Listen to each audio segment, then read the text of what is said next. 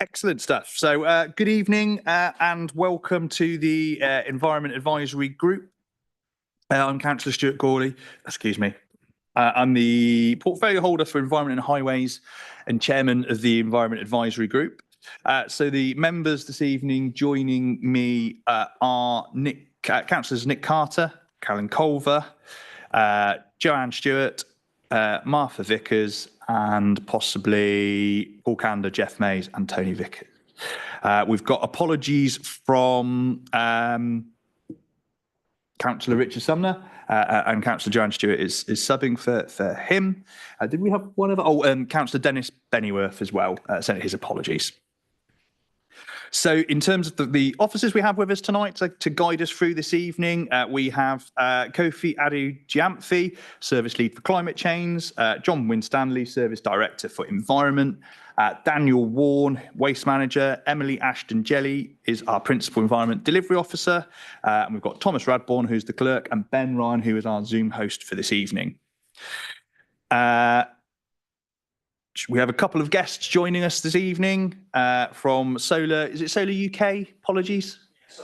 Solar UK, fantastic. And also Aggie Hodges from Bathing Water, who's the Bathing Water Development Officer at Thames 21. In terms of housekeeping, if we hear the evacuation alarm this evening, we must leave the building immediately and please proceed via the safe emergency exit route and follow any instructions given by officers. We've got exits, two over at the back end there. We've got one also behind me. And the assembly point is the car park at the back of the Dolphin Pub, which is out the kind of main doors and round to the left over there. If the lockdown alarm sounds, please remain seated and await instructions from officers, and we'll adjourn the meeting until a safe time as it is to proceed. Does anyone have any questions for this evening and how we're going to go forward? Cool. Excellent. So we are in the first part of this evening, and for those of you that will be presenting this evening, please do remember to turn your microphones on and then off to speak, and that enables those that can hear us to hear us online, and also for the YouTube live stream as well. So that's a really critical bit. So thank you for that.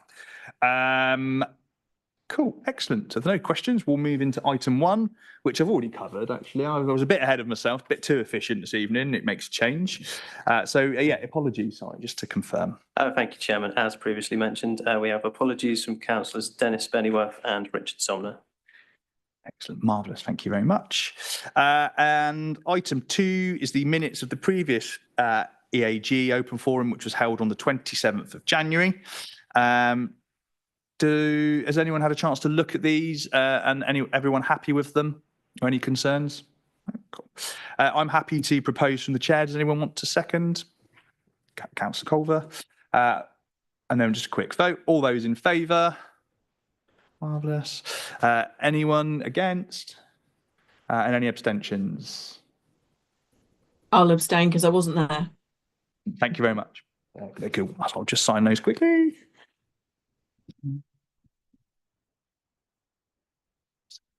I should know that really. Thank you very much. Excellent stuff. Great. Cool. So that takes us to item 3, which is declarations of interest. Anyone got any declarations of interest at all? No? Marvellous. Happy with that. So item 4 is improving water quality in West Berkshire. So with this, I'd like to invite Aggie Hodges to make their presentation. And I know we spoke a few weeks ago, Aggie, so really looking forward to you sharing this information with the wider group. So we're over to you, and happy to take questions at the end for you. Great, thank you. And bear with me, I am not usually on Zoom, so I'll just work out how to share my screen. Can you all hear me okay? Yes, yeah, excellent, thank you. Brilliant. Zoom's old technology now, much rather have Teams. Other online streaming services are available. So, can everyone see a presentation of some sort? Yeah, great. And obviously just shout if you have questions throughout as well. So yeah, I'm Aggie Hodges. I'm from Thames 21, which is an environmental charity working on rivers, improving rivers and working with communities. We work across the Thames Basin, so all the way out to Essex and all the way out to where you guys are, West Berkshire, Oxfordshire. We have a number of catchment partnerships. Some of you might have heard of that term. That's kind of partnerships which bring together all the stakeholders and interested parties working to kind of improve rivers. And we co-host one called the South Chiltern, so that's the one that much of West Berkshire sits in. My role in Thames 21, as you mentioned, is a Bathing Water Development Officer. So what that means is aiming to increase the number of bathing water designations on rivers or waterways across the Thames Basin. I will go into what bathing water designations are, but alongside that kind of project, which is within a wider project called Reclaim Our Rivers, we're interested in bathing water designations, but we always have an element of citizen science and water quality monitoring, and that's what I'm going to be talking about today. Some of what we've been doing over in Pangbourne last year and what we plan to do kind of the coming bathing water seasons. And I should mention that as part of this project, we've kind of already worked on a few bathing water designations. So 2 of those were successful. One was back in 2021, I believe, up in Oxford. You might have heard of that, at Wolvercott Mill. And then the other one was Wallingford Beach in Oxfordshire. We applied for Henley-on-Thames 2 years ago, but DEFRA had changed the guidelines and event users were no longer permitted to be counted. So that's an ongoing question, which I'll cover later. So the project, as it was in Pangbourne, and as it is on kind of any river, is that there is currently no statutory testing for bacteria in any rivers in England unless they are a bathing water designation. So the Environment Agency, the EA, does statutory monitoring for other parameters, but not for bacteria, which is obviously harmful to human health. What we do know about the kind of stretch of river and the stretch of the Thames that we're interested in is that it was moderate according to framework directive classifications, and we knew that Pangbourne Meadow is popular with swimmers. Many of you will know it, and that people were really interested to kind of find out about water quality, but also to improve it and for a potential bathing water designation. DEFRA paused bathing water applications in 2024, just as the bathing water season was starting. So we kind of pivoted the question to, is the Thames at Pangbourne fit to swim in? And we continued with our citizen science water quality project, despite the kind of lack of potential for an application last year. So that project involved training up over 20 citizen scientists. This is our training event over at Pangbourne Meadow. And what we do is we mimic the EA's kind of bathing water methodology for testing bacteria. We test for 2 different bacteria. These are called fecal indicator organisms, and those are E. coli and intestinal enterococci, which is a horrible word to say, and I never like saying it. And we do 20 weeks of sampling. We chose 6 sample points. I'll go into that in the next slide. Those were between South Stoke and Pangbourne, and then we send them off to a lab and analyse the data and kind of produce a report at the end correlating the bacteria with rainfall and with discharge data from Thames Water. So these are our sampling locations. We always choose our sample points based on sort of downstream proximity to sewage treatment works or any other kind of pollution inputs. So you can see on that map, hopefully, the ones that we were interested in there, and then you can see the potential bathing water site down in the bottom right corner. On the left, you'll see that the weather was quite dry, and then it was really not dry, and I'm sure a lot of you remember late September, really, really heavy rain. I think record-breaking rain it was in parts of West Berkshire last year. And we'll see in the next few slides how that affected water quality, because it was quite dramatic. So our key findings were actually pretty positive. It was nice. I do a lot of water quality testing, as I have said, across the Thames Basin, and this was one of the more kind of positive results that I've seen, where every sample point except one overall status was either sufficient or good. So these are called bathing water standards. They're set out by the EU. We still follow these standards, even if we're sort of adapting our bathing water regulations, which I'll also go into later. So they're based on standards which are deemed what's acceptable for safe swimming. So sufficient is acceptable for safe swimming. And the only sample point that exceeded that recommended level was at sample point F, so the furthest downstream, just downstream of Pangbourne sewage treatment works. Now, to get these results, I'll show you in a moment, but we had to discount one of the dates because there was such heavy rain that it would count as an abnormal situation in EA methodology. So that's a situation that would only occur once every 4 years and not more than that. It's a bit of a subjective methodology, but I figured it was record breaking. So, and also it's that kind of thing where there's the element of kind of trusting humans to make decisions like, oh, it's rained extremely heavily last night. The river looks really full. I won't enter. And that's kind of the thinking behind the EA not counting those dates because it's not realistic to when people might be swimming. One of our findings was that Cholsey sewage treatment works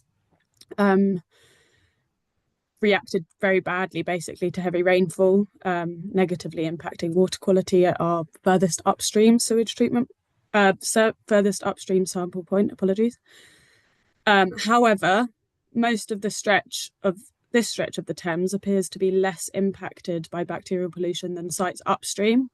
So we now have our bathing water sites at Wolvercott and Wallingford. So those are being tested weekly during the bathing water season by the EA, and they received poor results, both this year and last year. And it doesn't seem to be kind of persisting downstream, except in periods of heavy rainfall, which I'll go into just now.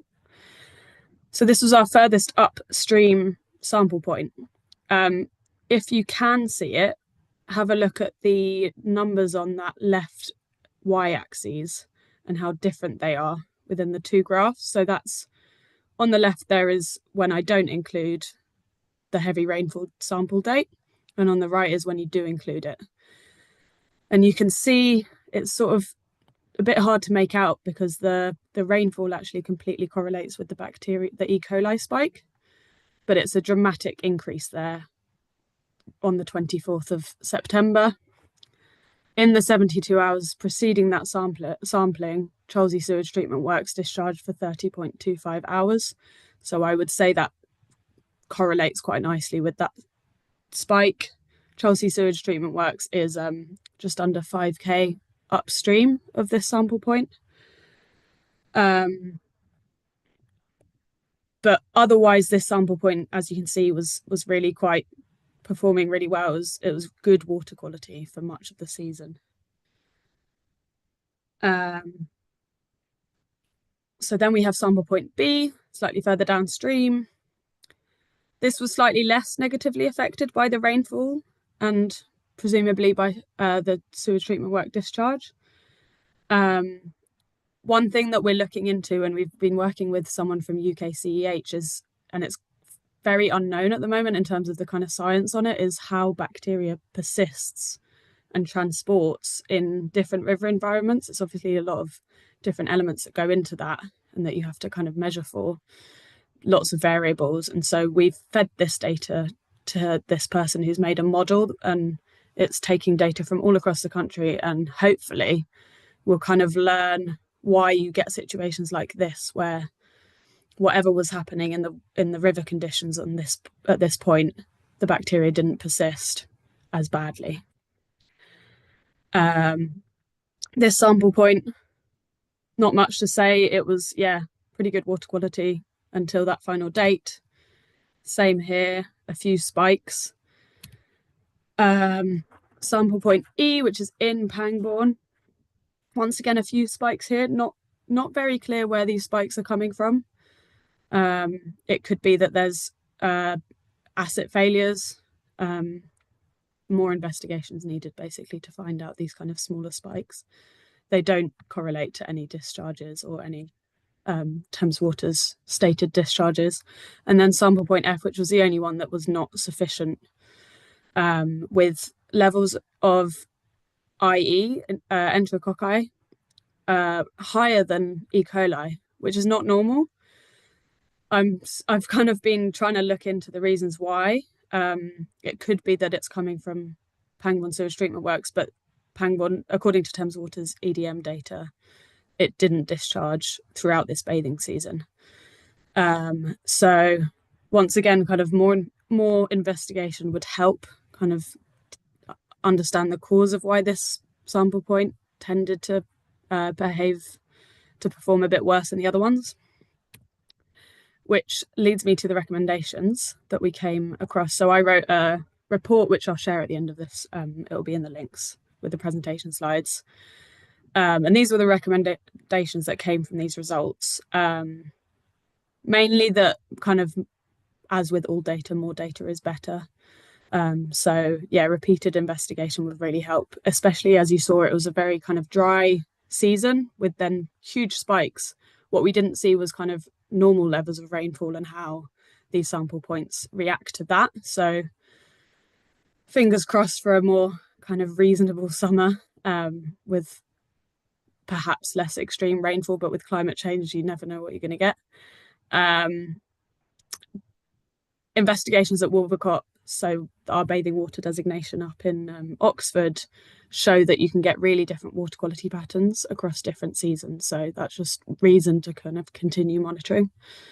We've also recommended that reductions of groundwater infiltration could help around Chelsea sewage treatment works, just so that you might not get such kind of dramatic impacts like we've seen in these results after really heavy bouts of rainfall. This is a recommendation we often make if you know, infrastructure is causing negative impacts after rainfall, is just to try and reduce the rainfall getting into the system, into the network, and that we're going to keep working with local groups, authorities, other organisations to kind of continue this work, which leads me to this. So we actually luckily heard that Thames Water are going to support us to provide lab analysis for another season of bathing water kind of water quality monitoring this season. So that's going to restart in mid-May. We're just going to repeat it all and hopefully kind of get a bit more data to understand some of the sources of the pollution that was coming in, and also see if we can understand the kind of boundary of where rainfall starts to impact these sites. And then once again, there'll be a report produced analysing that data. We do plan to apply for bathing water status at Pangbourne Meadow in October. I'll go into that because DEFRA have done some reforms, and that some of those we're kind of pushing back on, which I will go into now. But in terms of things that the council might be able to help with in the future is we'll be running training events, trying to kind of invite more citizen science. We find it's a really engaging program that people get really interested in. It's really people are just keen to find out about their local water quality. We'll be doing a public consultation as part of the bathing water application, which we always need help kind of spreading the word around. The more people who sign, the more people who support it, the better.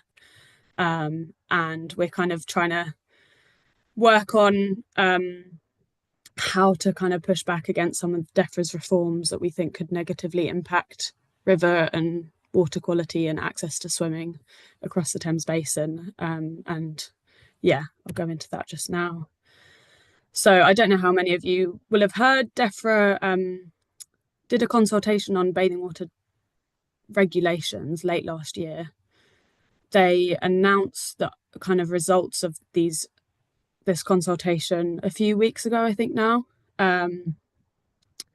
They these are the kind of key reforms that came out of it. So the top one is removing the automatic de-designation provision. This was one that meant that if a site didn't reach good water quality within 5 years, it could be automatically de-designated. This has proven to be really kind of badly suited to river environments where you have a lot of complex inputs. It takes very long to work out what's going on and then to resolve it. And it also didn't really fit with the water companies' business cycles. So we support this one.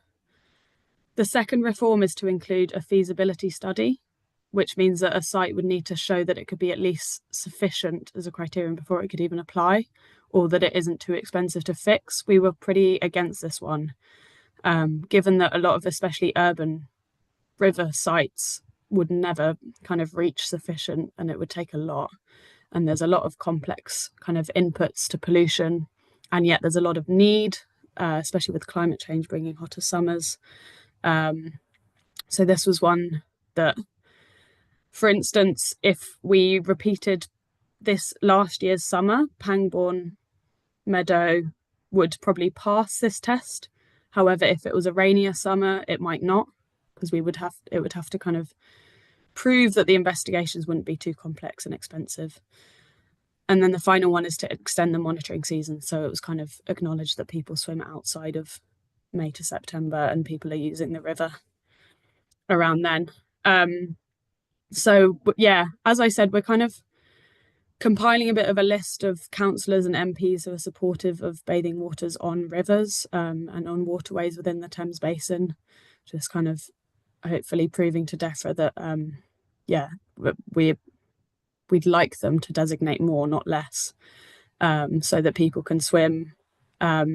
Designations, I actually didn't mention exactly what they are, but a bathing water designation means that at a site, the EA's testing results you'd be able to link to the kind of website where they'd show the results. So you'd be able to see what the water quality was.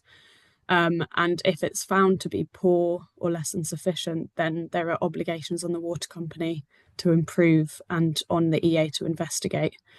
So they're basically a really good lever for improving water quality, and one of the few ones that we have at the moment, as I said, with the kind of lack of statutory testing. So these are the links. My email address is at the top there, and a few other bits that I mentioned. One of those is the Oxford Rivers portal. That is a really amazing map that a colleague of mine has worked on, which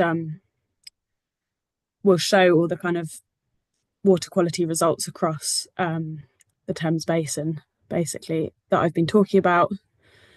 And if you'd like to read the full report from last year's water quality monitoring project, that's down there at the bottom too. I think that's everything.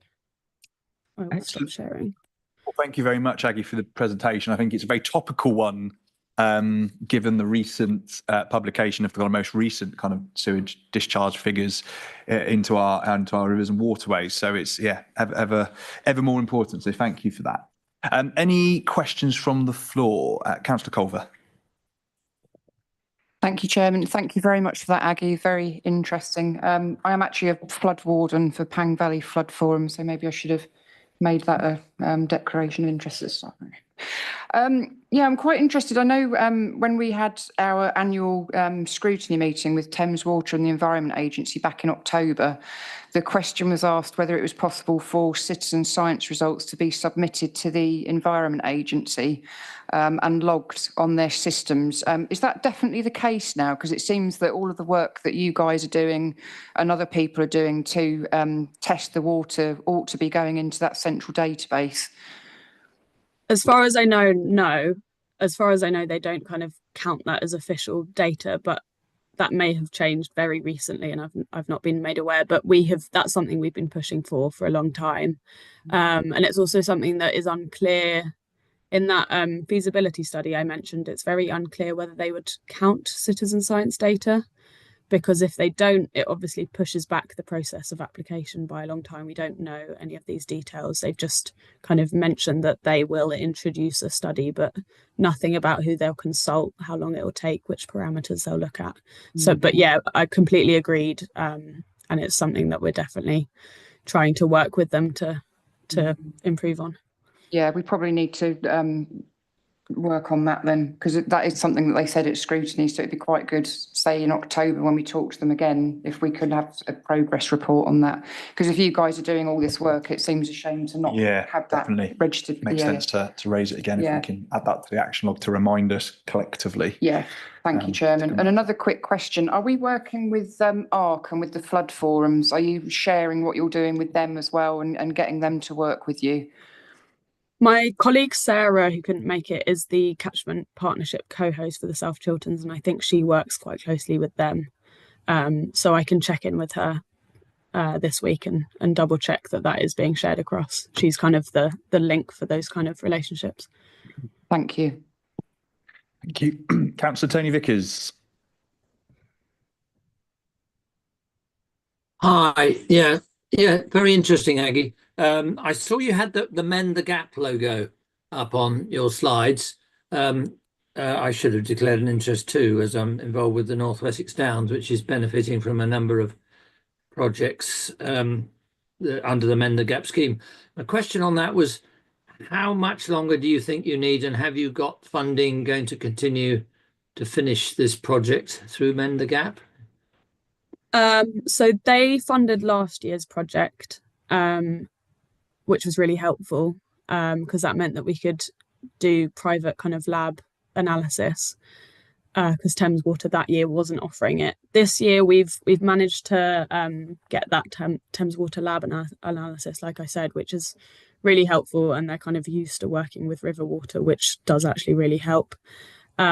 We definitely have kind of the funding to go ahead with this program, but potentially could do with topping it up to kind of do the continued analysis and kind of on the ground. I mean, it's also that thing, it's a tricky thing with bathing water projects where you don't know if you're going to get a successful designation, and if you do, it's really good to continue the support to help the council with the kind of site once it becomes designated.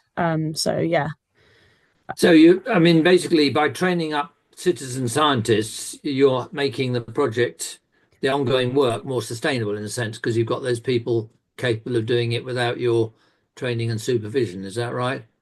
In a sense, yeah. It's also an engagement tool to kind of get people to understand about the water quality and also about the bathing water application. But yeah, as you say, if there are cheaper ways to do bacteria analysis that could work without a lab, so those people could continue. And yeah, we already have that group from last year who are really engaged and well trained. Just one other question, if I may, Chairman. Across the North Wessex Downs, even beyond West Berkshire, we're particularly keen on this type of work, not so much for swimming, but just for water quality testing. I know ARC are doing quite a lot with us, but are you, as the Rivers Trust, involved in any other projects across that area? Across which area, sorry? Well, the North Wessex Downs National Landscape.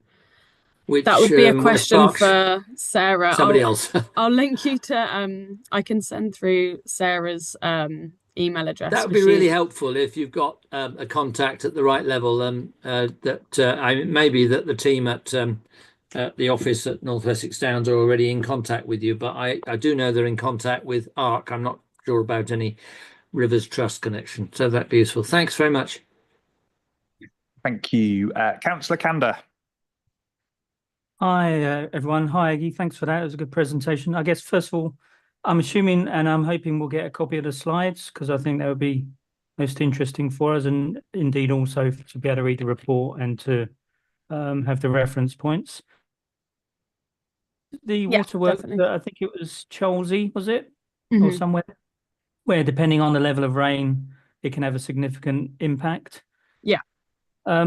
What are we able to, or what are you able to, or indeed who's responsible for what happens for putting something in place that even if it rains a bit harder, it's not going to actually cause the issues that you've been seeing? Well, I guess it's the water company's infrastructure. They're obviously bound by business cycles, and things like land is often a problem where the ways that you would improve that one of those that we like to kind of promote is a nature-based solution, such as a constructed wetland on a sewage treatment works, which can help both with kind of slowing the water flow, slowing infiltration, but also can, clean the pollutants out before it reaches the grey kind of infrastructure, the actual sewage treatment works.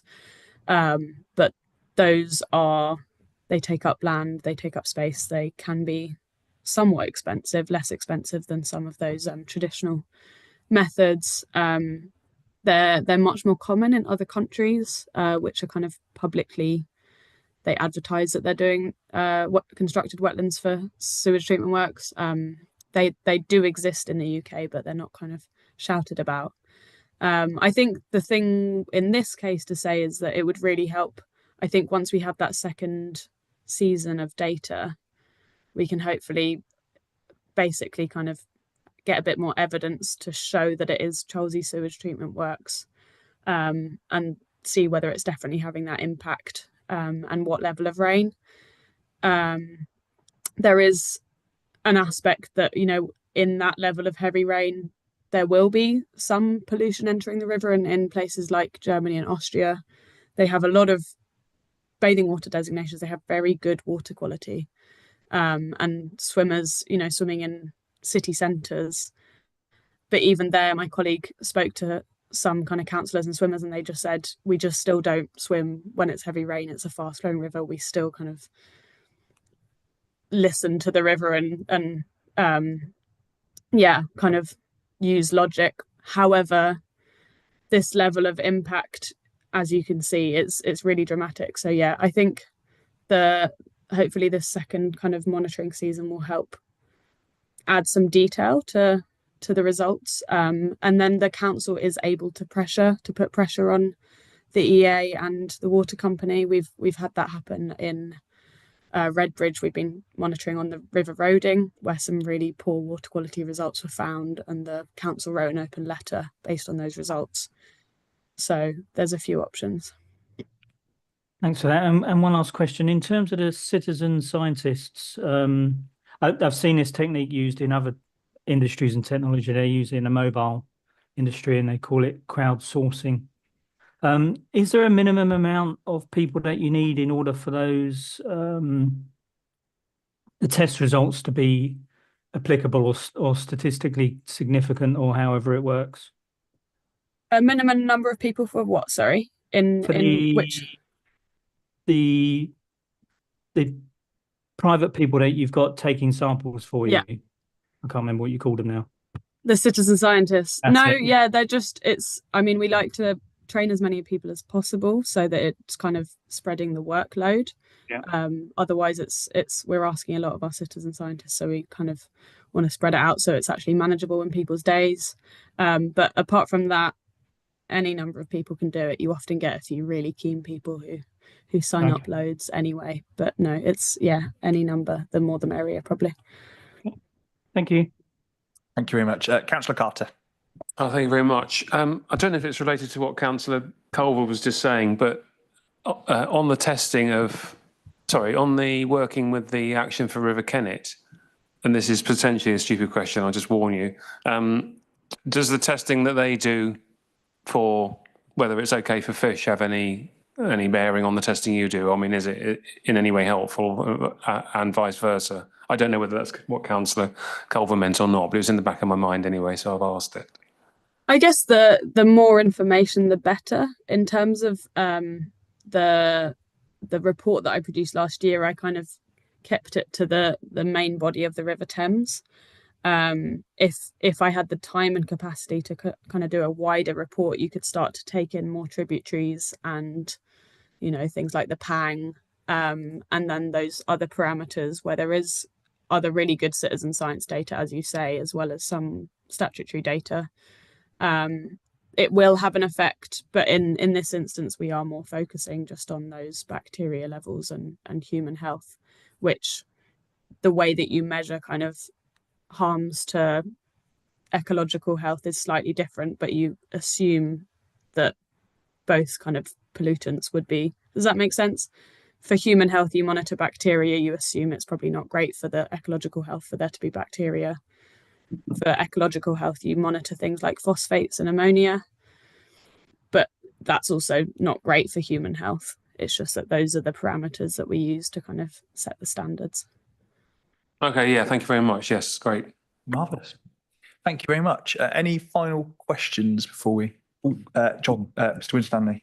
Oh, yeah, I've got a quick question, not necessarily on the environmental side, but I've got a particular interest in water safety. And I'm just wondering if a site's designated as, you know, bathing water, how is that advertised, and is the sign pointing to water safety literature, to the Thames Valley Police, Royal Berkshire Fire and Rescue, etc., etc.? It's a really good question. Yeah, so it's a sign. It's normally a sort of A4 sign on the site. You might have seen them around on coasts. They're much more common. We have hundreds of coastal bathing waters and about 27 river bathing waters. Basically, it's kind of up to the landowner, which in this case is Pangbourne Parish Council. The Environment Agency has a template which you can use. The main thing that it has to point to is that the EA's website, which shows the water quality results. So each designation, each site across the country has its own website.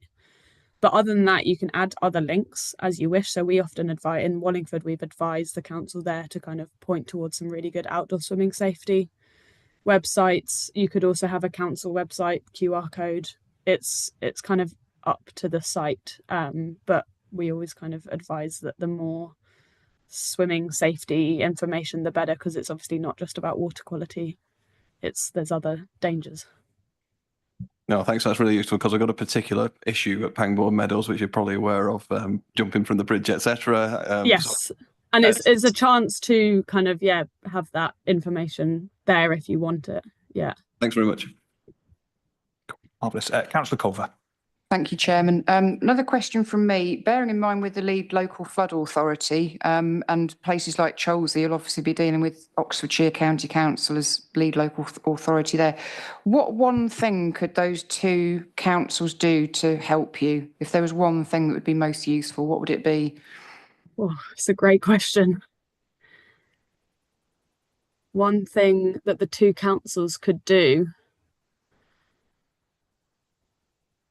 I guess, monitor more, pay for more citizen science monitoring programs, because I guess in this case, a really good example is if you could monitor throughout the winter, then we'd get to see even more of those kind of detailed rainfall, how the river responds to different levels of rainfall and different weather kind of conditions. And then also starting to monitor different stretches. So obviously my project is for bathing waters, and so we're kind of interested in that stretch above where Pangbourne Meadow. But if you really wanted to improve the water quality kind of in this wider stretch of the Thames through West Berkshire, then it would be kind of upstream and downstream of the sewage treatment works. It's things like that where you then get that granular detail. Thank you very much. Thank you. I think it's something, I know that we spoke a few weeks back, Aggie, and it's something that, very supportive of when it comes to the time, and anything we can do in terms of lobbying or consultation responses, etc. We're absolutely happy to do and be involved in. So thank you for that. Cool, excellent, and thank you very much for coming along this evening and presenting. You're more than welcome to stay for the rest of the open forum, or feel free to drop off. But we'll happily share your slides around to the group anyway. But thank you very much for your time. With that, we move to item 5, which is the waste strategy update. So I'll invite Daniel Warren, the waste manager, to make their presentation. Daniel, please, sir. Yeah, thanks, Chair. Thanks again for the opportunity to come back with a waste management strategy following our consultation before Christmas on the draft. So I'll just share my screen.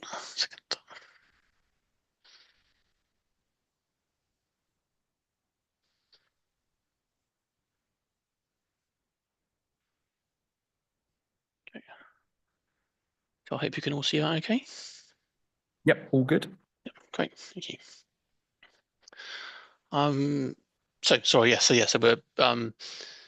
So we consulted between September and November on our draft waste management strategy. So following that, we've had the consultation results back. We've evaluated the consultation, listened to feedback, and submitted our final version of the strategy, which is due to go to the executive later this week. So I just wanted to go through overview of where we are and what we're proposing and kind of why. So over the last couple of years, we've made some service improvements to help boost the recycling options for residents, including 3 new mini recycling centres for small electrical items, cartons, textiles, our weekly food waste collections in 2022, coffee pod and vape recycling at HWRCs, our recycling centres, the household battery recycling collection from curbside on Black Bin Day. We're now also recycling all of the mattresses collected at our 2 recycling centres. And earlier this year, in January, we introduced collections of plastic pots, tubs and trays from the curbside. So all of these have helped to contribute an increase in our recycling rates from 49% in 22-23 to what we're projecting to be 54% for 24-25. So looking at the national picture for recycling rates, we've recently, or DEFRA recently released the statistics for 23-24, which does show we're still well above the average recycling rate for the southeast of England and for England, which is a really good result for us. That's put us up to number 50th, the highest recycling local authority in the country. And we actually had the 17th highest increase in recycling that year as well, with a 3.6% increase. So we're going to have to wait another year until we get the 24-25 data from DEFRA to see how we compare. The one area that we know we're not doing quite so well on is the waste per person. So this is the total household waste we collect per person. And when we're saying household waste, we mean the black bin waste and the recycling that we collect from the curbside and from the recycling centres. So you can see on here that we are above the English and Southeast average. We're at 437 kilograms per person per year. That's putting us 25th highest in the country for the amount of waste we produce per person. So a bit more locally, we're looking at the contents of our black bin. So we do undertake studies as regularly as we can as to the makeup of what's in our black bins. Apologies to those who have seen this quite frequently over the past couple of months, but it does really well. Does demonstrate really well what's in our black bins. So yeah, 42% of our black bin could be recycled as part of our curbside collection service, with 22% of that being food waste.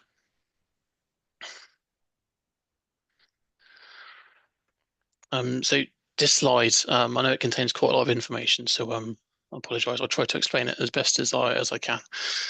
So this looks to show the minimum weekly waste capacity available per household in West Berkshire, all the way from 96 when we started recycling, through to a current and then some future proposed services. So back in 96, each household had a total of 240 litres of black bin capacity, with a separate 46 litre provision for recycling. There were 2 black plastic boxes. So over time, we've increased the amount of capacity for separate recycling streams. So the first increase coming in 2008, kind of reflecting our the national kind of picture at that time, and the local drive towards greater resource efficiency and reducing our dependency on landfill.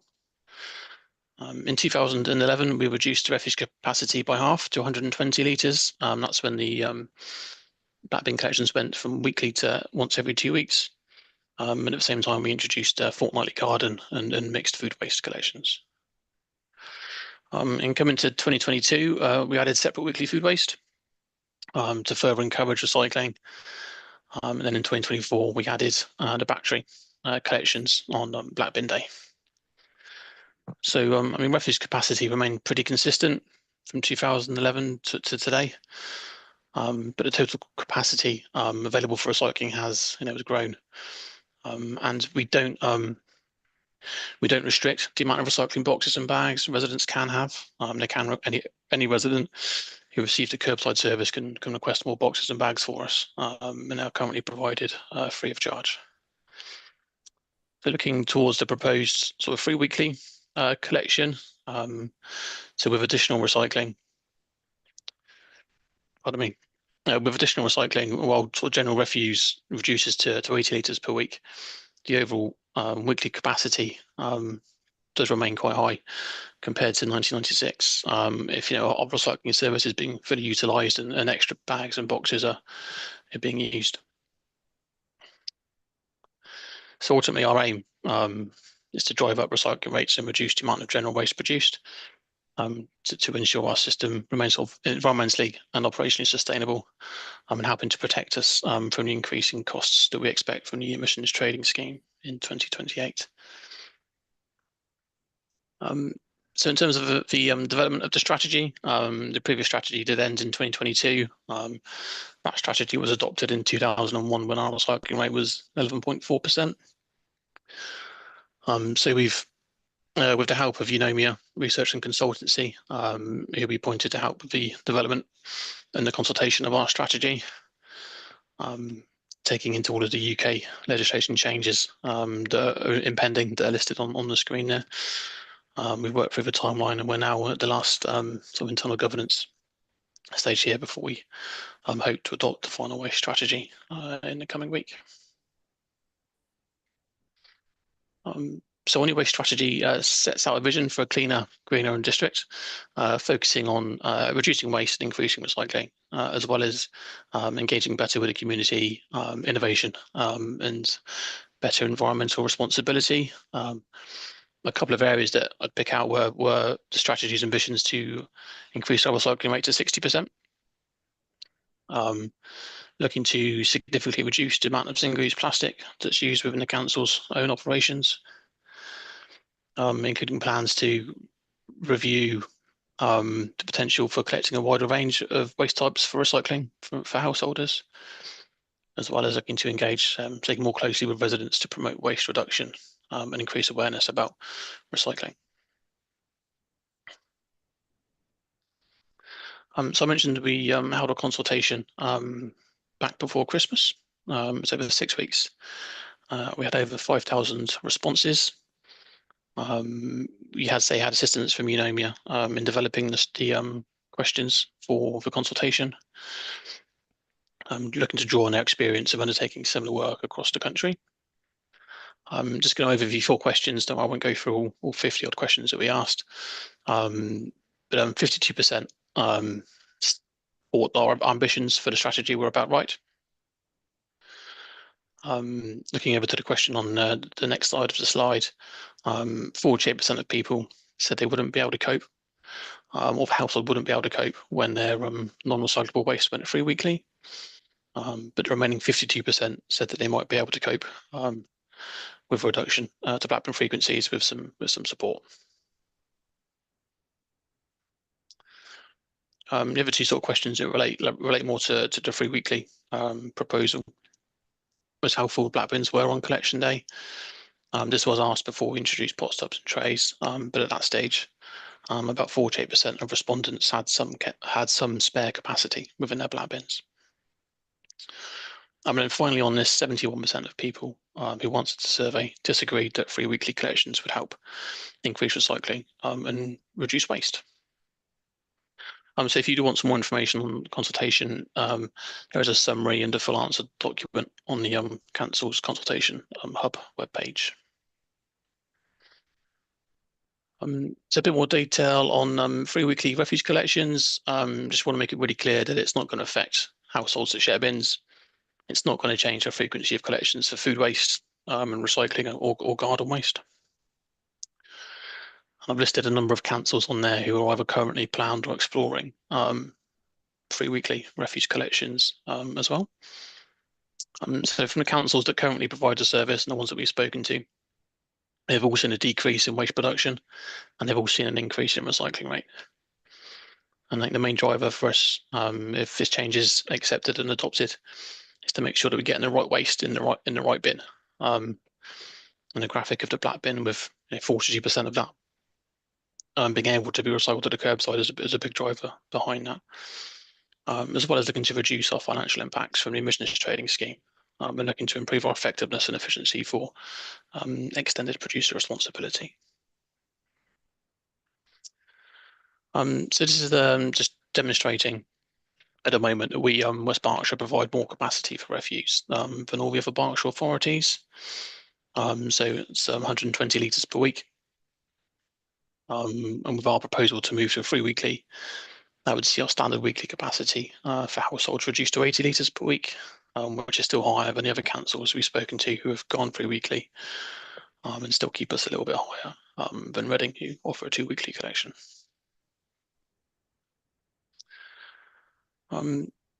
So just a reminder of the services that we provide to households. So our curbside recycling collection services, our food waste, plastic bottles, cans, glass bottles and jars, textiles, and batteries on Black Bin Day, as well as our 9 mini recycling centres for small electrical items, Tetra Paks, cartons, and textiles. And our 2 household waste recycling centres, the one we have in Newbury and the one in Padworth in the east of the district. We also offer real reusable nappies. We do a little giveaway pack to help encourage those. They've come on a long way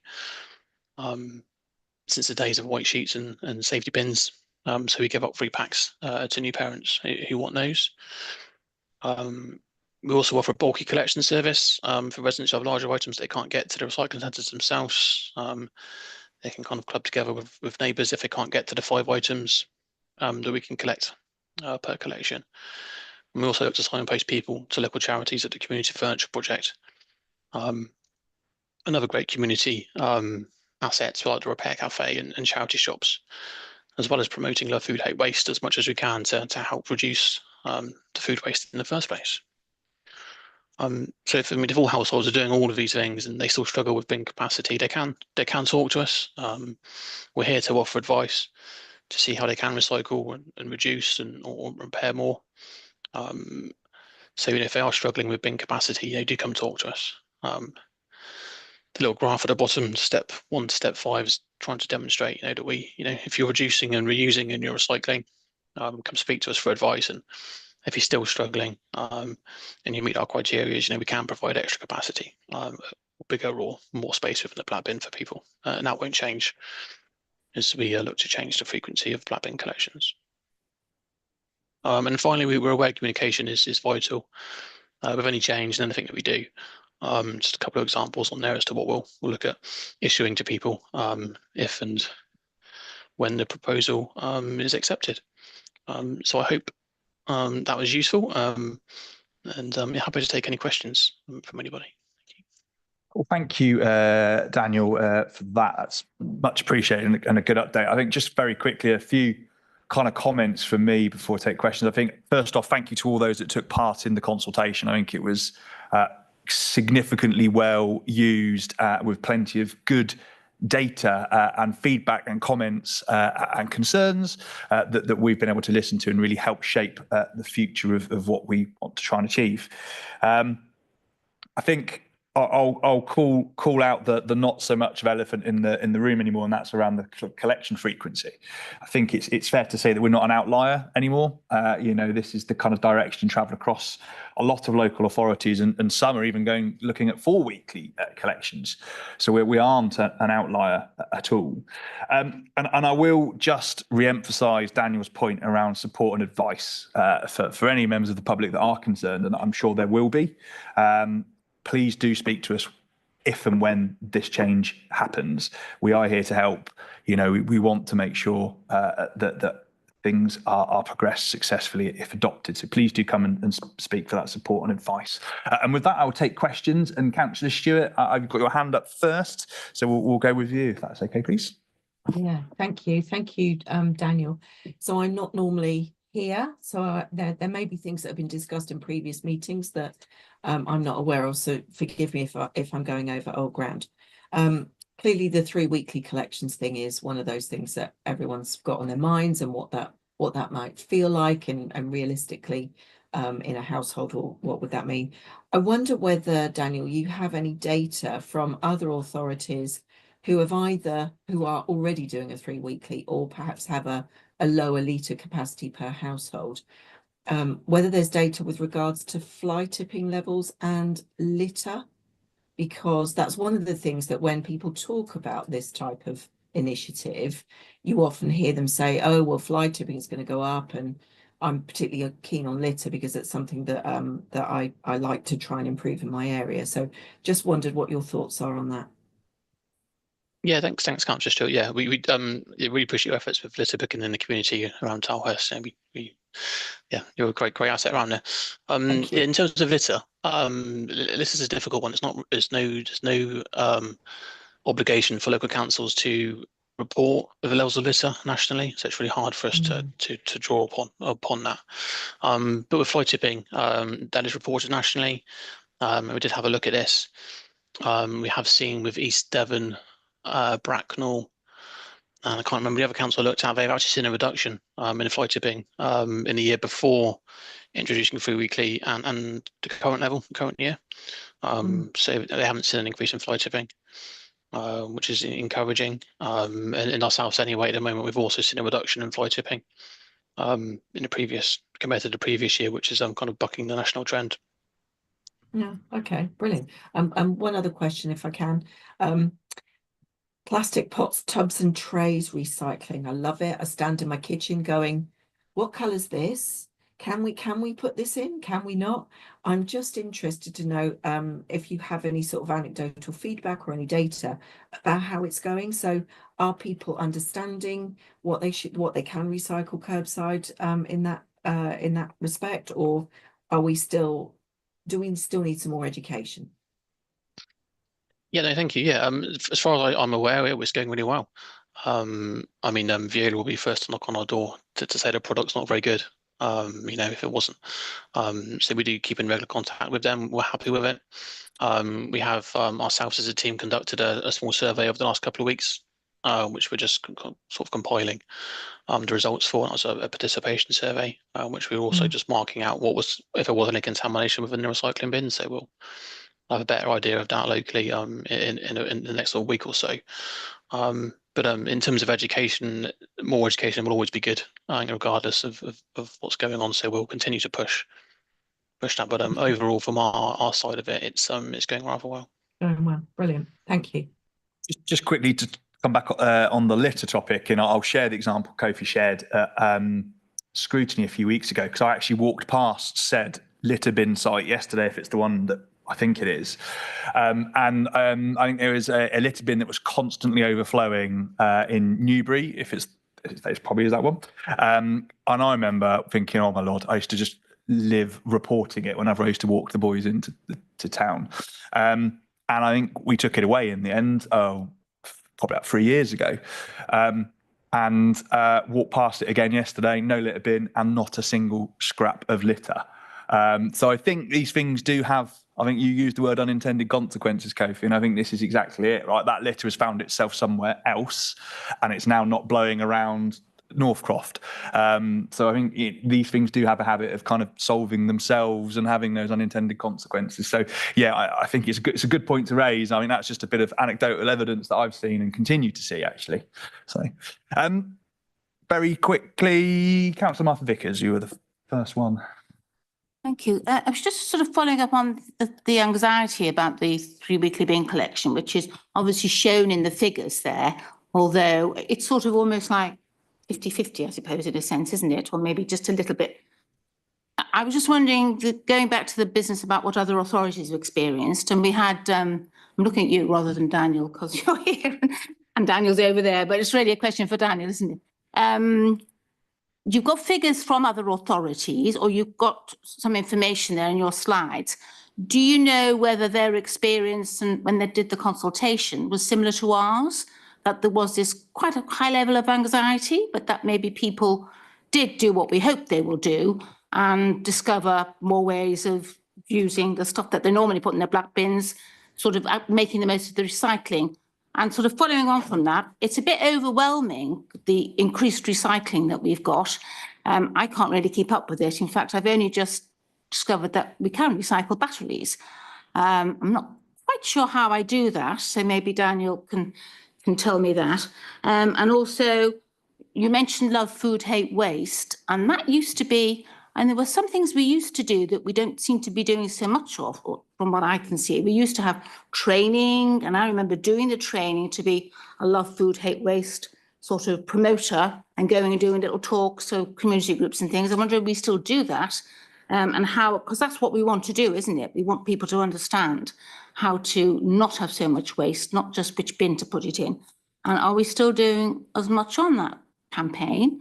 Could we be doing more?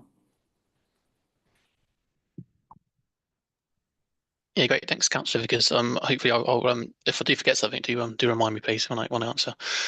First off, then with the anxiety and what we've seen from other councils, I think yes, their consultation responses did turn back an amount of anxiety or concern. Probably more so than we've had here. I think we were surprised that the pushback wasn't quite as much as we've seen elsewhere.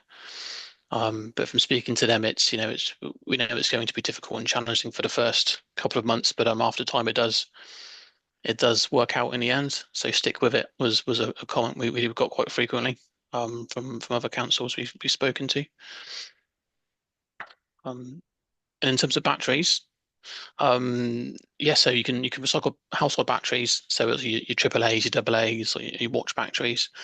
We ask they're put into a clear bag, dog poo bag, or a small sandwich bag. So the crew know they're definitely batteries. And you can place them on top of your black wheelie bin on the black bin collection day. Those vehicles have a special sort of pod underneath the vehicle they can store the batteries in. And in terms of love food, hate waste, you're definitely right that we probably could do more. We have done more in the past. So as part of the strategy in terms of sort of promoting the waste hierarchy and reducing, reducing being more important than recycling, it's certainly something we'll look at as we look to implement the waste strategy over the coming years. Thank you. Excellent. Councillor Kander. Hello, thanks a lot. Thanks for the presentation. I guess a couple of things in the same vein as Councillor Stewart's question in terms of any other additional information in terms of statistics. In the ones that currently went to 3 weekly collection already, have they seen an increase in people visiting the local tips? And if so, do we know? Thank you. Yeah, that's a great question. It's one that's harder to answer than it should be, because of the way waste works at local authorities. Not every ourselves as a unitary authority, we deal with collection and disposal, so we also deal with recycling centres. Some of the councils we've spoken to are only collection authorities, so they don't deal with to recycling centres. So it's something that we haven't got any specific data on at the moment, but we can put a bit more work into getting some figures and stats on that. We're not overly concerned with an increase. We know we have capacity at the moment. With our booking system, it shows we have available spaces at the moment, and we're able to adjust that kind of as and when needed if we need to increase capacity in the future. I guess I was thinking more of problem transference and also increased in road journeys, which is obviously something that would kind of counteract some of the benefits that we might be looking for. So if there was a significant increase, then maybe that would be something that should be considered in terms of whether or not we should go to 3 weekly or not. That's kind of where I was going with that.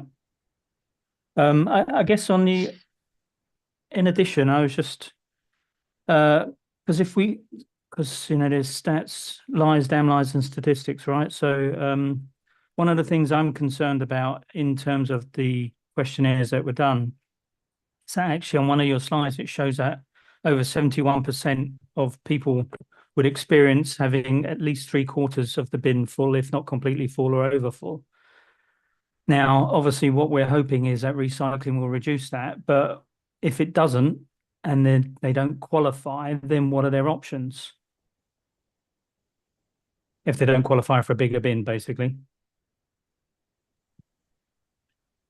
No, thank you. So the Downside, their only options are to get in a car and drive to the local tip with a black bag. That's where I'm going with that.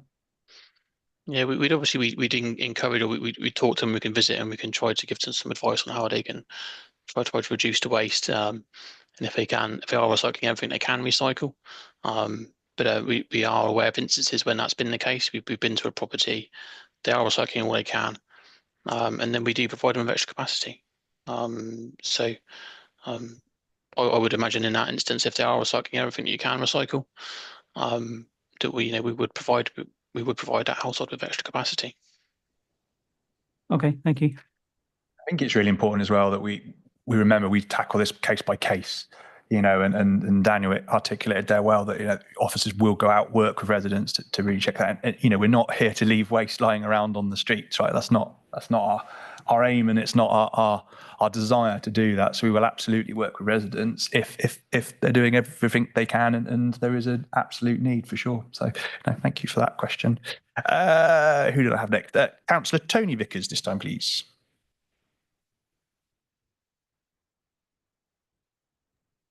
Hi, yes. I just wanted to say, well done sticking to what the evidence says. It's understandable that people's perceptions are that they won't be able to manage it, but I'm convinced by the evidence and go for it. But the other point I want to make is that I used to trek up to Newtown Road with a great bag or 2 or 3 full of assorted trays and pots.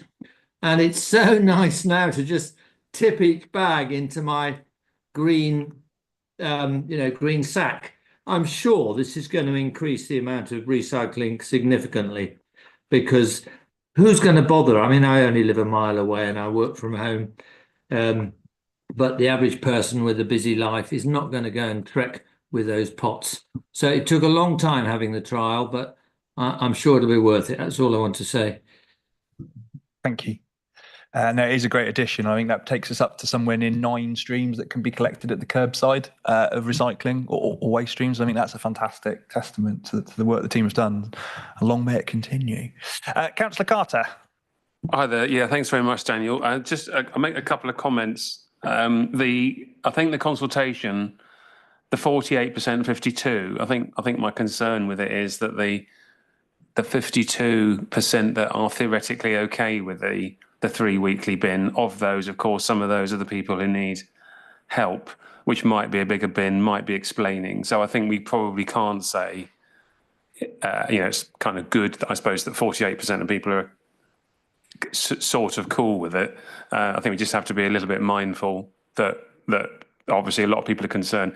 The big query I've had, actually, and in fact I may get this wrong here, but with a 3-week cycle, and I know there was a discussion about going to 4, which doesn't mean we were seriously thinking about it, but there was a logic in 4 because it's a lot easier to get your head around. On a 3-week cycle, let's say we start in April, let's say the first weeks are black.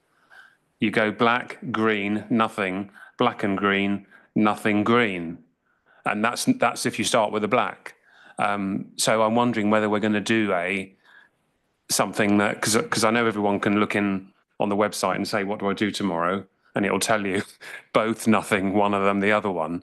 But obviously, I'm sure you thought of this. There is obviously scope for the follow your neighbours on steroids kind of thing. And even that will be potentially wrong because people will be following me if they live in my street, and I'll have to make jolly sure I'm right. So just a comment. Sorry, it's a bit of a long way of saying it's a bit of a worry, the practical aspect there. You said the strategy ended in 2022. I guess it didn't literally end, but, and I'm not trying to make a political dig at the previous guys, but I assume it was refreshed, I think, wasn't it? But the more boxes, of course, we're going to be charging for those, I think, aren't we, potentially? If people want more boxes or not. Okay. And sorry, you'll get to the questions. What did you say was the current recycling rate? You said the target was 60%. I wasn't sure if I got the current rate. What do you think are the barriers to recycling? Just back on the point about the plastic, I know you've discussed and explained it is quite complicated, the plastic and what you can and can't, but I think it's been documented pretty well. But I guess that's an area that we have to try and just restate. And sorry, a parish councillor asked about have you worked out whether there's an impact on overflowing bins and hygiene and pests under the 3-week proposal? You covered the fly tipping and the other one, but that was 2 other aspects that I got asked about. Sorry about that. Did you get that? There's 3 questions buried in all that. I think so, Councillor Carter. Yeah, I'll do my best. Do shout now, please. First, if I can just offer some reassurance on the comms and the scheduling of it, we are aware if we do adopt the change, it will be slightly more complex than it is at the moment. So we'll do our best to work as hard as we can to make sure hard copies are available to everybody as well if the service does change, because we're aware not everyone has access to websites and can use a QR code to get to bin day finders. So yes, our current recycling rates 53.4% is where we are now. We're projecting 54.3 for 24-25. So we're kind of slowly edging up towards the 60. The work that Eunomia did for us on the strategy suggests that 3 weekly collections would increase recycling rates by 5%. So it's getting us, if it's adopted, getting us closer to the 60. But might still be some work to do to get there. And in terms of barriers to recycling, it's I think it can vary. I think, can't it? Some people don't have as much time as other people, and some people don't prioritise it as much as other things. It can be challenging for some people, and sometimes the yuck factor, particularly with food waste, gets in the way. So trying to dispel those myths and encourage people to kind of go with it anyway. Particularly with food waste, we put out a couple of videos we borrowed from Essex last year during the summer to try and help promote or to dispel the myth of the yuck factor with food waste. In terms of, I think, the sort of concern with litter bins and pests with 3 weekly, I think it's just not a concern that's been raised in speaking to other councils, but it's something we know we're going to need to monitor. We do monitor litter bins anyway, but it's certainly something we'll keep a check on in the future. I hope that answers all of your questions, Councillor Carter. Yeah, it does. No, thank you very much, Daniel. Excellent. Marvellous. Thank you very much. With that, unless there's any more questions. Oh, Councillor Vickers, Martha has a very small question. Yes, it was just, it's sort of not really to do with the strategy, it's sort of a safety issue. I assume most people know that when it comes to sort of medicines, etc., that you don't put them in your bin, they go back to the pharmacist. I was sort of wondering recently about what to do with vitamin pills, but I think they should always, out-of-date ones, go back to the pharmacist. Is there a problem? Do we know? Do we test our waste? Do we know whether people are dumping medicines into mixing in with their waste? You know, is that something that, I know are we responsible for making sure that people are aware of that information about what to do with our new medicines as well as bottles of vitamin pills, etc.? Is that anything that we should be making sure people are aware of? No, thank you for the question. It's not an issue that's been raised with us by Viola in terms of the composition of the waste. We do try to undertake regular composition analysis of the waste. That's where we get our 42% of the black bin could be recycled. It's not something that spikes or shows us a concern within our black bin streams. If it was a concern, we certainly would look to promote it if it was causing a concern. Thank you very much. Marvellous. Thank you very much for that, folks. And thank you very much, Daniel, for your time this evening in presenting. Very much appreciated. So we are now moving over to item 6, which is the environment strategy refresh, and a bit of an update from Emily Ashton-Jelly.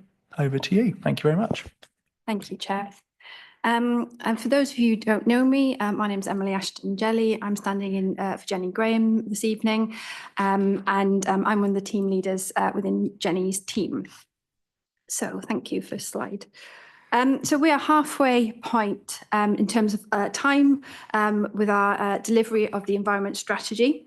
And we've been reviewing the strategy to look at how we can refocus it at this halfway point. We need to prioritise the actions that we have the most impact, enable us to move closer to our net zero target by 2030. And this is in relation to our council carbon emissions. The open forum have been kept up to date with the focus of the refresh strategy. And there are two key elements that the refresh will encompass, and that will be the Environment Strategy Delivery Plan, so a refresh version of the existing one, and the Council's pathway to net zero. Next slide, please. So the delivery plan will be more focused and will be arranged around 4 main themes. And these will include energy efficiency and renewables, sustainable transport, the natural environment, and waste reduction and recycling.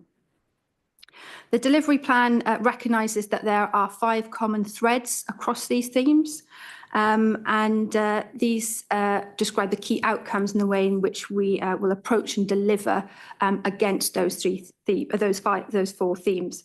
And those 5 common threads include net zero, health and well-being, communications, partnerships, and education and community engagement. Next slide, please.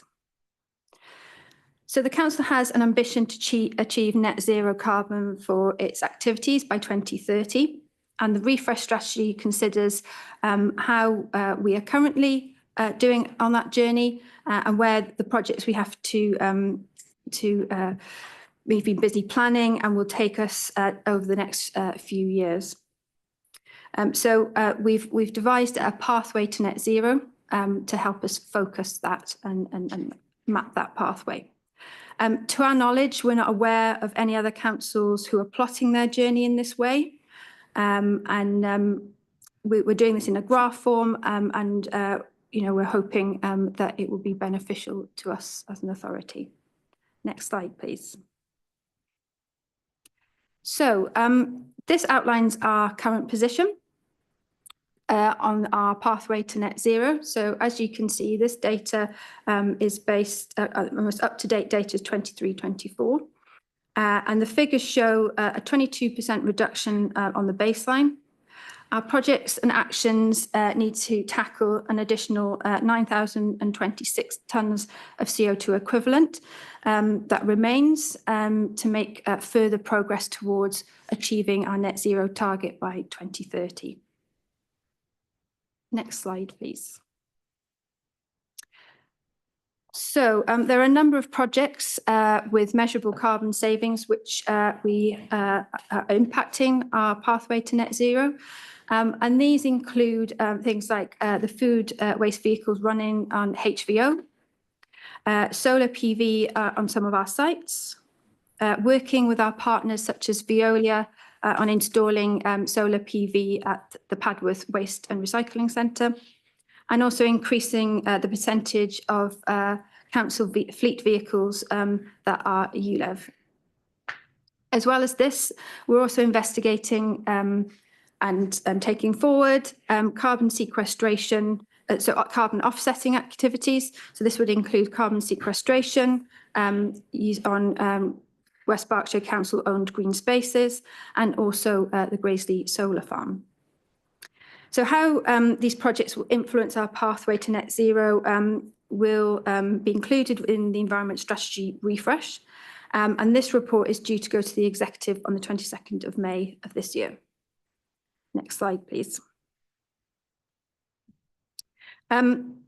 So we thought we'd also give you some updates on other things that have been going on over the last couple of months. So we have a new contractor on board to deliver rooftop solar PV projects for suitable buildings across the council's estate. And this has included the Kennet Leisure Centre, where our first installation has taken place. And next sites to deliver in the next few months are detailed there, but they include the Castle School, Coldash, Falkland, Winchcombe, the Willows, and Westwood Farm Infants and Junior School. So a number of exciting projects to take forward. Next slide, please. We're also looking at how we can decarbonise our estate. And the council has been successful in a bid for funding to help decarbonise the Northcroft Leisure Centre. So we've recently been awarded 2.8 million from the Public Sector Decarbonisation Fund, which is really exciting news for us. And it's hoped that would give us a forecast outcome of a site carbon emissions reduction from 650 tonnes of CO2 equivalent to 90 tonnes of CO2 equivalent per year. And in terms of what this would mean in terms of energy costs, this will hopefully reduce our energy costs from 186,800 per year to 75,000 per year.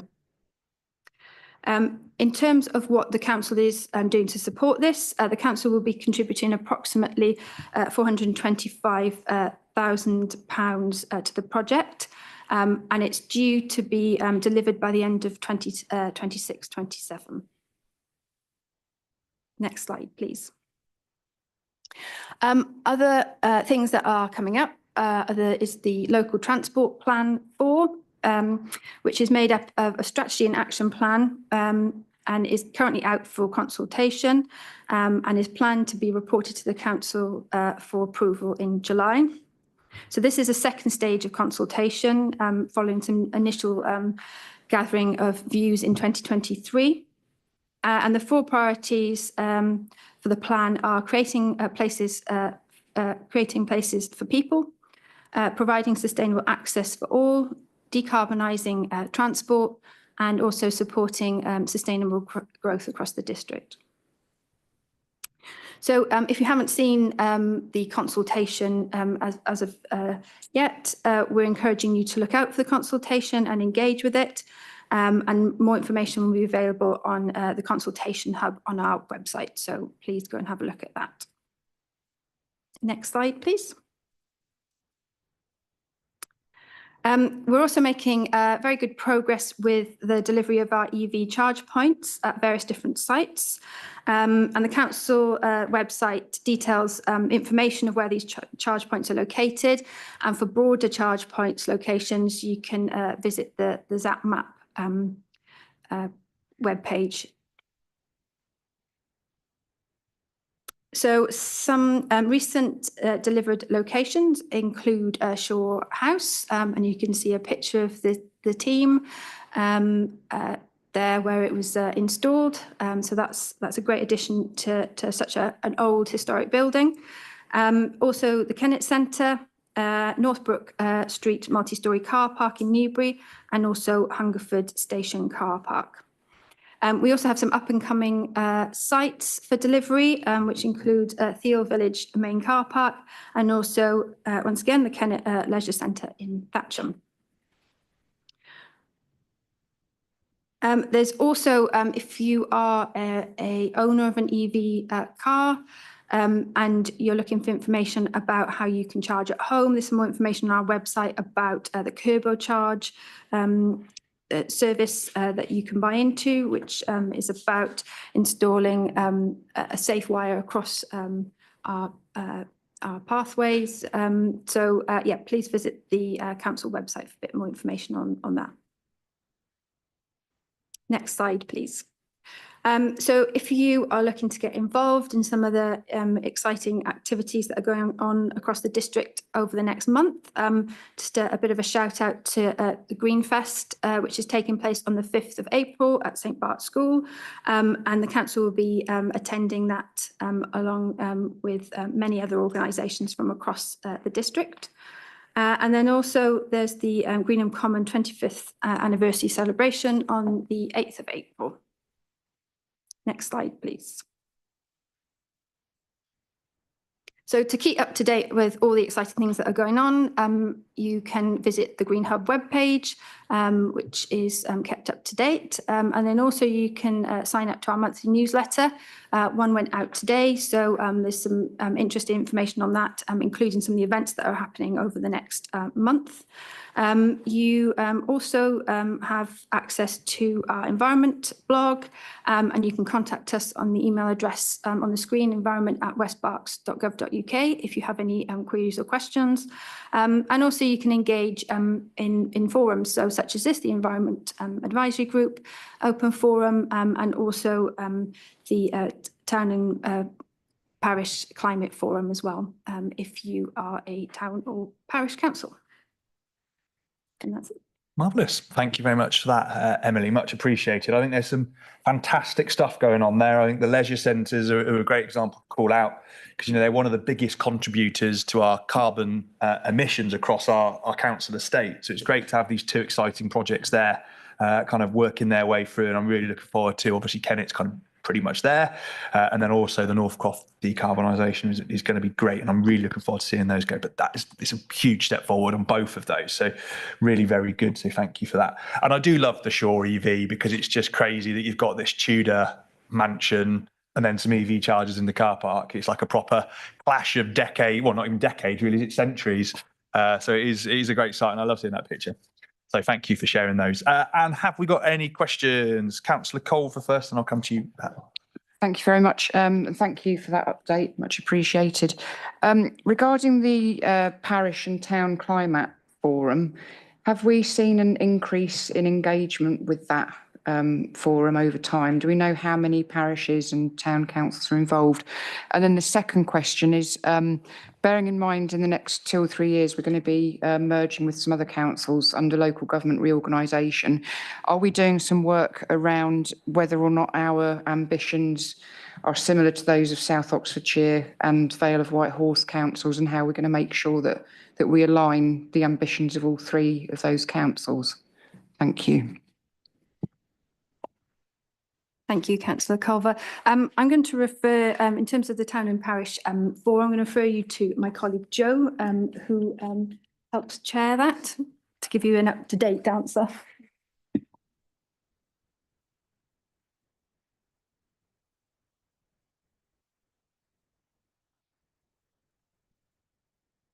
Thank you, Emily. Yes, thank you for the question, Councillor Culver. In terms of attendance at the forum, it does really vary. Some weeks we have, I suppose, 10 to 15, and some weeks we have 20 plus. So it really does vary. We do stick to the same format in terms of timings.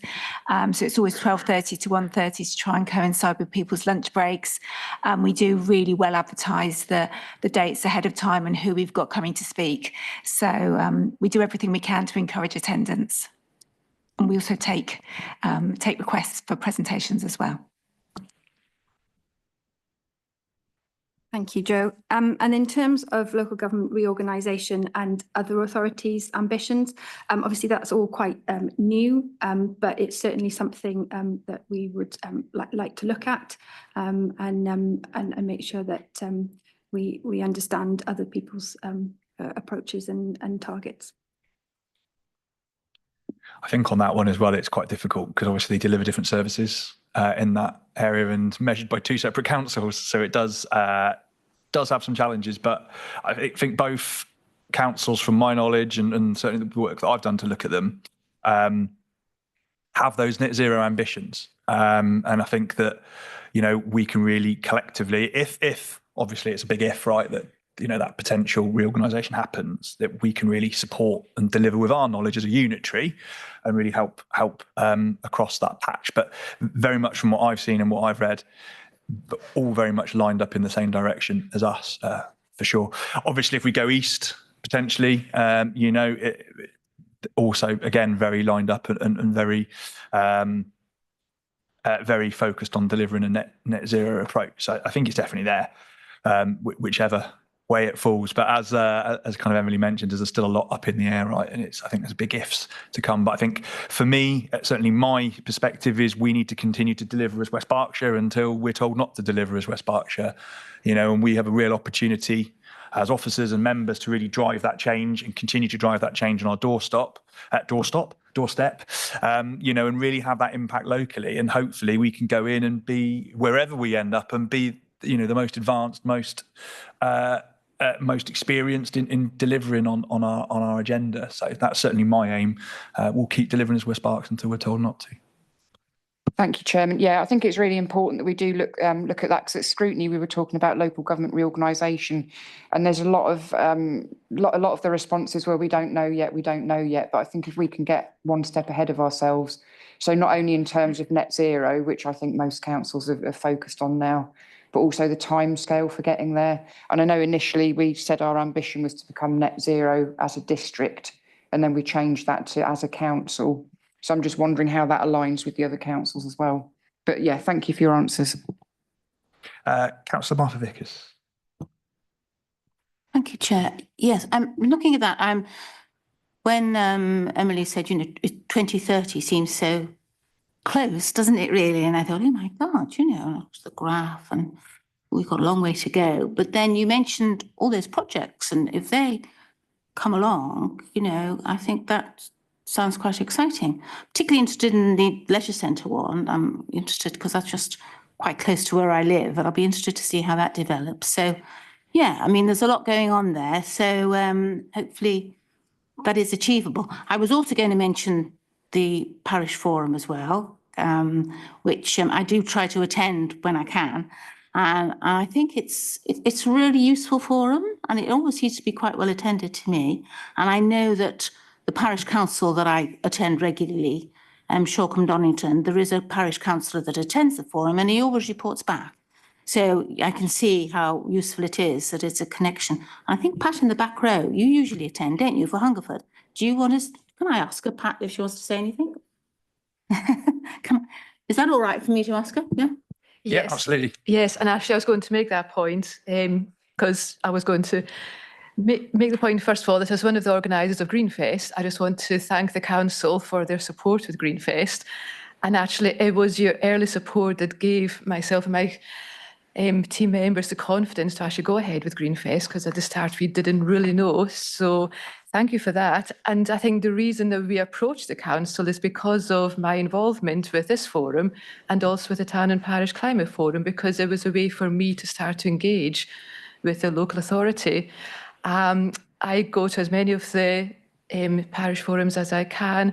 I always report back to East Garson Parish Council, so it's now a standing agenda item that I report back at the start of all of their meetings. And I think that's a really useful way of raising awareness of the ecological and climate crises, which otherwise some councils may not give as much weight to as they should.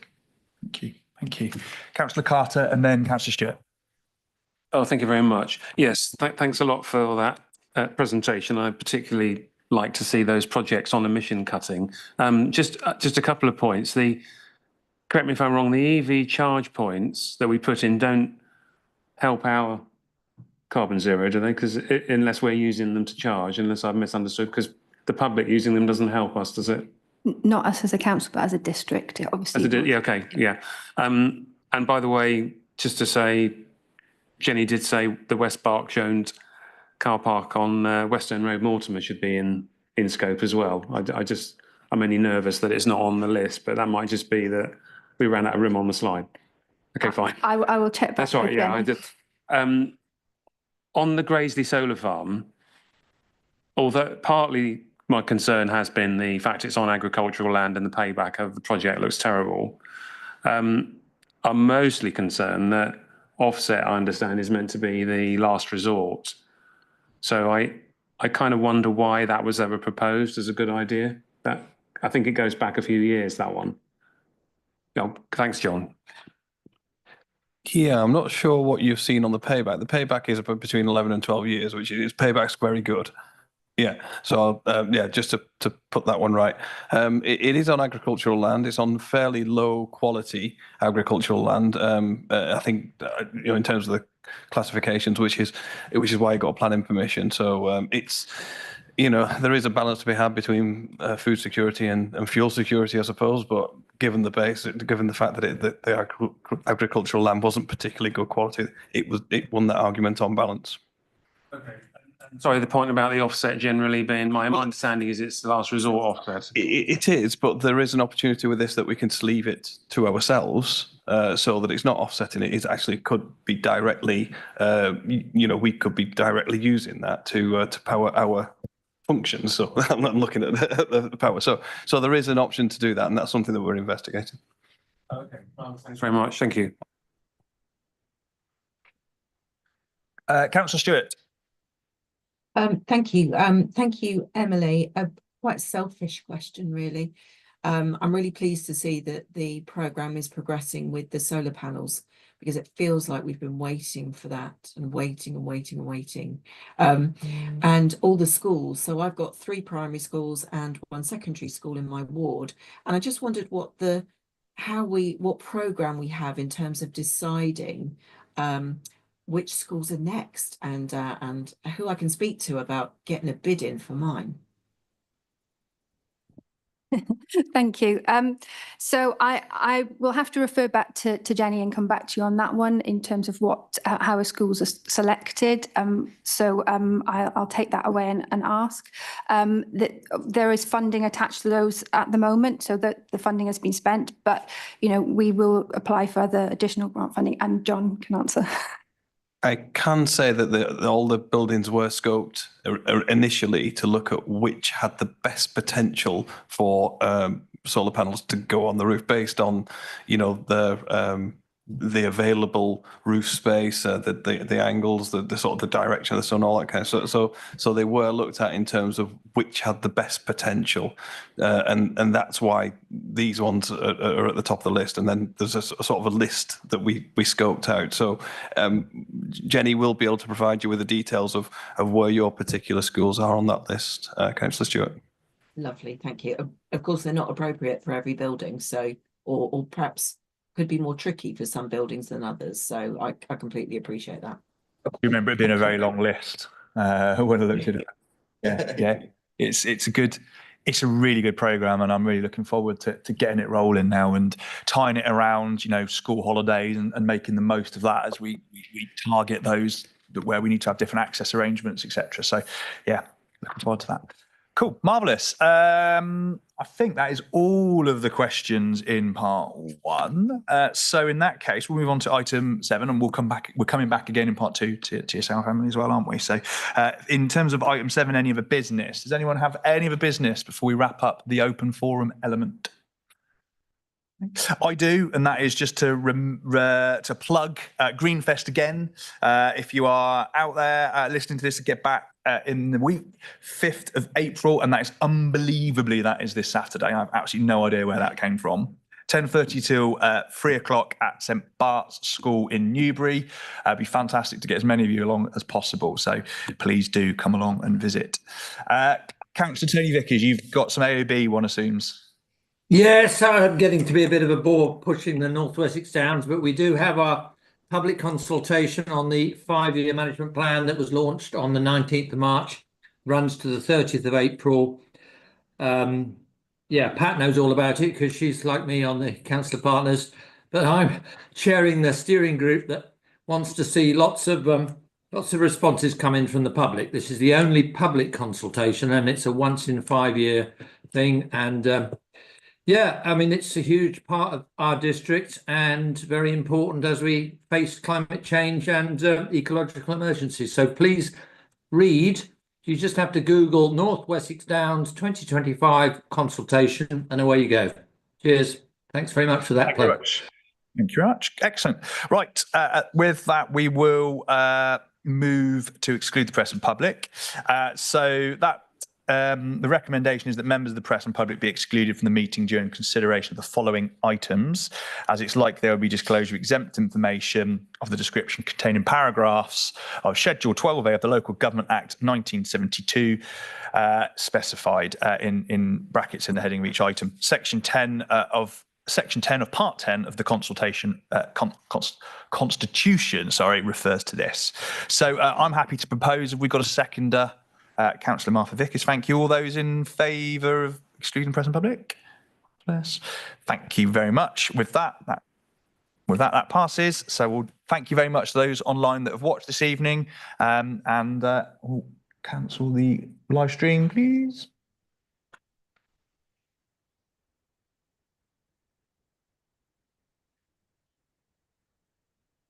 All good? Perfect. Thank you very much. Excellent. So that is part one